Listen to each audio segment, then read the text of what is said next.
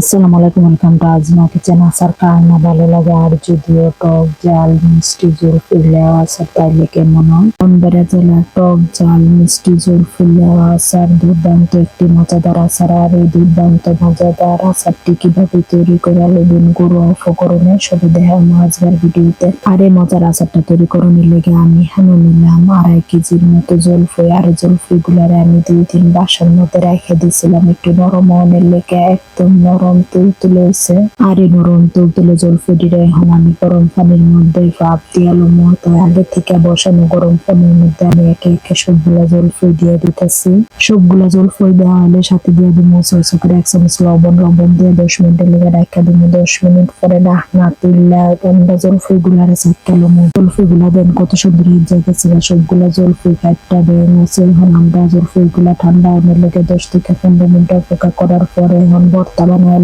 কিভাবে হিজলা জলফই থেকে বিচিগুলার আলাদা করতেছি অবশ্যই দেখে বুঝতে পারতেছেন। এইভাবে আমি সবগুলা জলফই বিচি থেকে আলাদা করে নেব। সবগুলা বিচি আমরা ফালামো না, কিছু বিচি আমরা সাথে রাখবো। আর এইভাবে আমরা সবগুলা জলফিরে ভর্তা বানিয়ে নিলাম। দেওয়া আচারের লেগে একটা স্পেশাল মশলা বানিয়ে নিলাম। ফুলে দিলাম 2টা ঠ্যাঙ্গা আচার, টালাচের গুঁড়া 5 থেকে 6টা হলুদ মরিচ, 1 চা চামচ মিঠা জিরা, 1.5 চামচ কাল্লা জিরা, 2 চামচ পাঁচফোড়ন, 9 থেকে 10টা লবঙ্গ।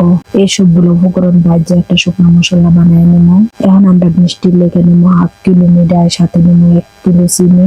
আপনারা চাইলে চিনি বা মিঠাই যে কোনো একটা ব্যবহার করতে পারেন, কিন্তু আমি এখানে দুটো ব্যবহার করা আমি মিষ্টির জন্য একটু ভালো চিনি দিতে পারি। তখন একটা কড়াইয়ের মধ্যে দিয়ে দেবো 2 কাপের মতো হোড়ার তেল। হোড়ার তেলটা গরম হলে সাথে দিয়ে দেবো 5 থেকে 6টা হলুদ মরিচ, 2টা তেজপাতা, 4টা এলাচ, আবারও 1 চা চামচ কাল্লা জিরা, 1 চা চামচ মরিচ আর 5টা ঠ্যাঙ্গা।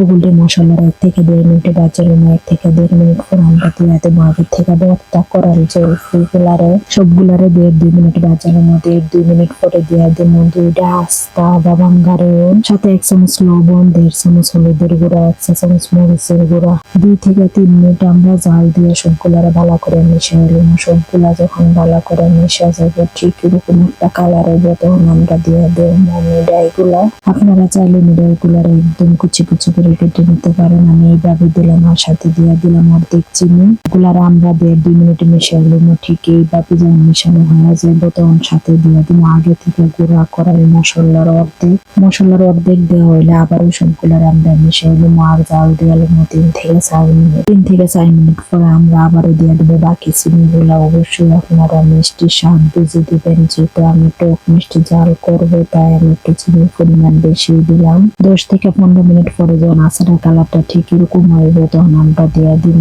2 চা চামচ ভিনেগার। ভিনেগার না থাকলে আপনারা লেবুর রস দিতে পারেন, কোনো সমস্যা নাই। আর সাথে দিয়ে দিলাম বাকি অর্ধেক শুকনো মশলা। সবগুলার আবারও ভালো করে মিশিয়ে নিলাম। সাথে আবারও দিয়ে দিলাম উপর থেকে ভাজা হলুদ মরিচের গুঁড়া। যখন দেখবেন আচারের কালারটা এরকম হয়েছে তখন বুঝে নেবেন আমাদের আচার একদম পারফেক্ট রেডি। আচারটা দেখতে যেমন সুন্দর, হাইতে শেষ। আশা করি ভিডিওটা ভালো লাগবে। ভিডিওটা ভালো লাগলে বেশি বেশি করে লাইক, কমেন্টস, শেয়ার করবেন। আর নতুন নতুন ভিডিও জানার সাথে থাকবেন। আজকে পর্যন্ত আল্লাহ হাফেজ।